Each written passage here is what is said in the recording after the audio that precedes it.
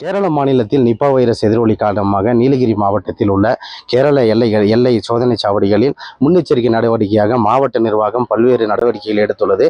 குறிப்பாக சோதனை சாவடியில் இன்று முதல் இந்த சுகாதாரத்துறையினர் சுற்றுலா பயணிகளையும் அரசு பேருந்துகளில் வரும் பொதுமக்களையும் சோதனை செய்த பிறகு அனுமதித்து வருகின்றனர்.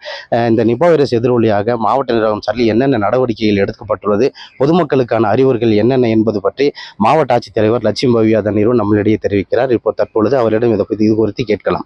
மேடம், இந்த நிபா வைரஸ் எதிரொலியா செக் போஸ்ட்ல என்னென்ன ஏற்பாடுகள் பண்ணியிருக்கோம் மேடம்? மக்களுக்கான அவேர்னஸ் என்ன மேடம்? நம்ம ஒரு மேஜரான 3 செக் போஸ்ட்டில் கேரளா பார்டரில் இருக்கிற ஒரு 3 செக் போஸ்ட்டு நாடுகாணி, பாட்டவாயல் அண்ட் இன்னொன்று செக் போஸ்ட்டில் வந்துட்டு நம்ம ஹெல்த் டீம் வச்சுருக்கோம். இப்போ அவங்க ஸ்க்ரீனிங் பண்ணுறாங்க வந்த எல்லாருக்குமே.